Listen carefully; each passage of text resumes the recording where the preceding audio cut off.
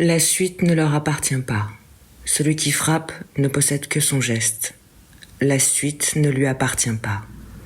Une violence surgit au milieu d'un boulevard et interrompt brutalement le cœur du monde. Face à l'incompréhension et au choc, l'imagination fait apparaître une autre scène.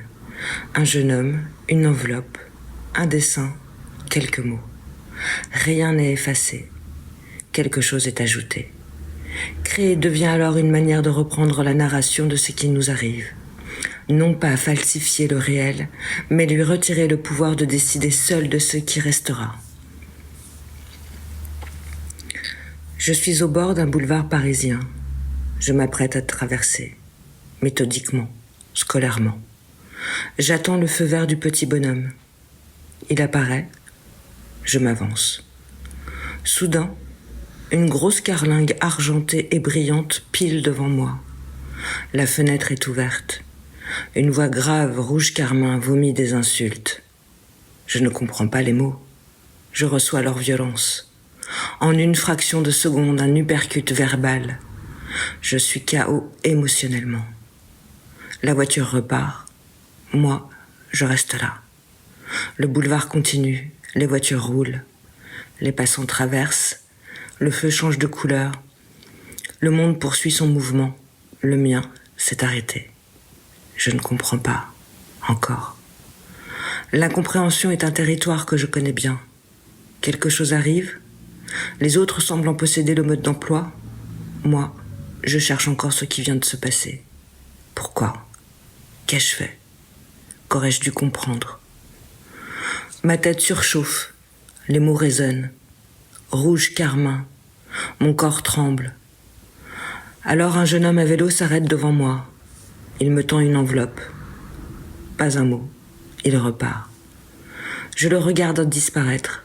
Je ne comprends toujours rien. Mais la compréhension vient de changer de couleur. Je tiens l'enveloppe. Je respire. Je l'ouvre.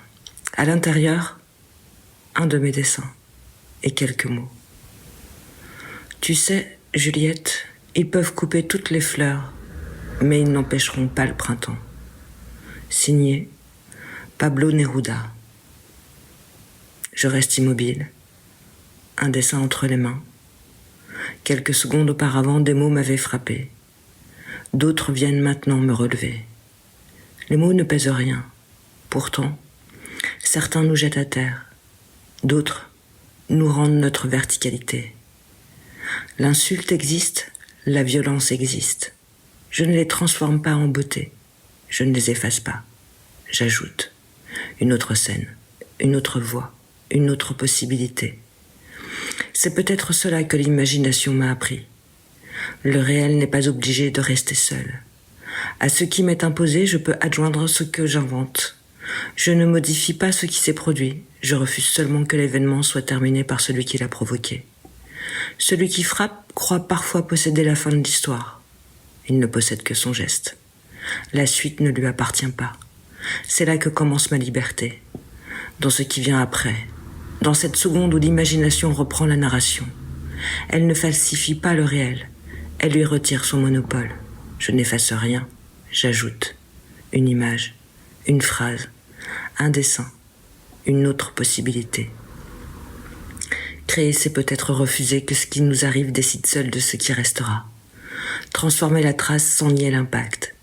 Ouvrir une issue là où il n'y avait qu'un choc. Alors le boulevard est toujours là. La carlingue aussi.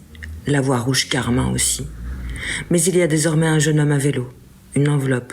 Un dessin. Et quelques mots venus de très loin. Lorsque le monde me frappe avec des mots, mon imagination ne prétend pas qu'ils n'ont jamais existé. Elle me rappelle seulement ceci. La suite ne leur appartient pas.